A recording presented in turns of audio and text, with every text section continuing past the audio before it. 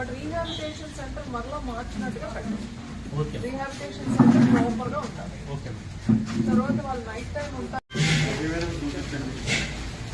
ఎంత పెట్టారమ్మా? 2 పెట్టారు. మామూలు ఫీజు ఉంటారు కదా మేడం, కరెంట్ అది ఉండొచ్చు, ఇబ్బంది వస్తుంది. 2 వేసి అవసరమైతే ఎవ్రీడే అటెండెన్స్ రిజిస్టర్ మెయింటైన్ చేసి ఆ అటెండెన్స్ అనేది డిస్ట్రిక్ట్ కమాండ్ కంట్రోల్ రూమ్ పంపించాలి. ఎంతమంది వచ్చారు అనేది పెట్టుకోవాలి. స్వీపర్ పంచాయతీ కూడా ఒకసారి రండి అమ్మా. వాటర్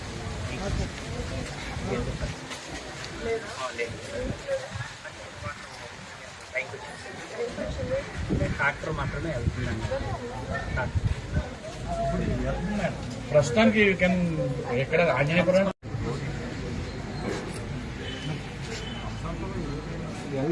ఛాన్స్ లేదు.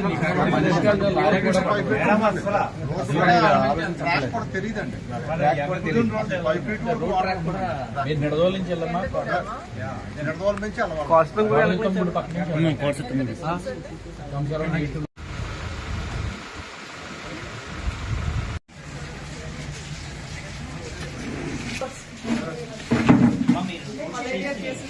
చేస్తుంటారు కదా, నోటీలు అయ్యి ఏమన్నా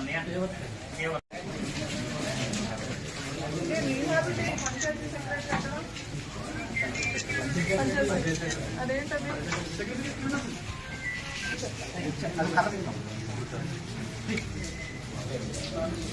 పంపించండి.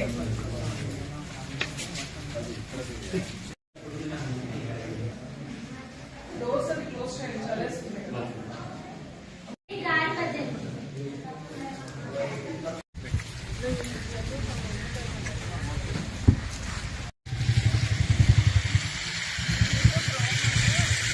దానికి ఎందుకు వచ్చింది? మీ కాకినాడ ఎర్రకాలం ఉండాలి. మీకు ఎర్రకాలం పేరు నుంచి నర్సాపురంలో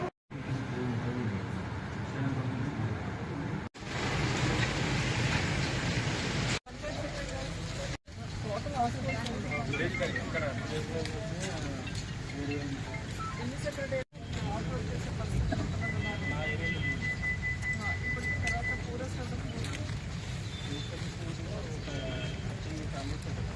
వాళ్ళు ఎక్కడున్నారు?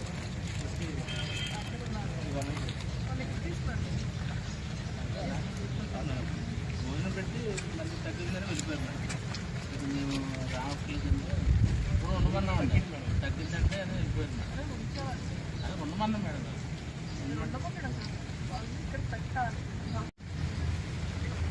ఇంకెక్కువ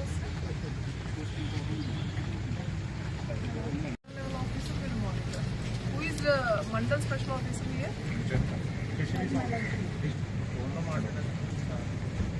కనెక్ట్ చేయండి.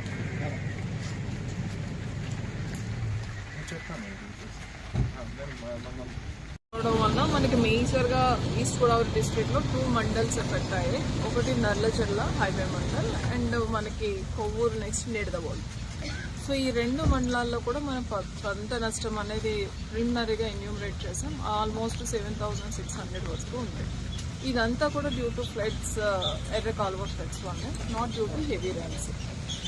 సో ఇప్పుడు దీనికి సంబంధించి మనం ప్రిలిమినరీగా రిపోర్ట్ చేస్తున్నాం గవర్నమెంట్కి. అట్ ద సేమ్ టైం ఎక్కడైతే కొంచెం మనం డ్రైన్ అవుట్ చేస్తే క్రాప్ని మనం సేవ్ చేయగలం అనుకుంటున్నాము, అలాంటి వాటి అన్నిటి కూడా మనకి డ్రామా ద్వారా మనం టీమ్స్ని ఫామ్ చేసి మనం బెయిల్అవుట్ చేయడానికి ఈ రోజు నుంచి ఏర్పాట్లు చేస్తున్నాం.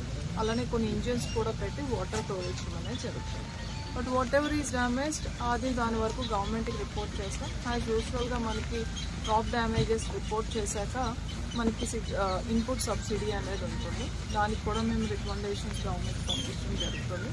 అలానే if the farmers coming forward for laying of crop another crop, we are going to supply seed under subsidy. ఇది కాకుండా రీహాబిటేషన్ సెంటర్స్ కూడా స్టార్ట్ చేయడం జరిగింది. ఎవరికి ఇబ్బంది ఉన్న ఆ రిలీఫ్ క్యాంప్స్కి వచ్చేసి, అట్లనే లైవ్లీహుడ్కి ఇబ్బంది అయిన వాళ్ళైనా రిలీఫ్ క్యాంప్స్కి వచ్చేసి they can take shelter as well as వాళ్ళకి ఫుడ్ కూడా ప్రొవైడ్ చేయడం జరుగుతుంది. And affected areas across DMHO ద్వారా మనం మెడికల్ అండ్ హెల్త్ క్యాంప్స్ కూడా మనం పెట్టుకున్నాం.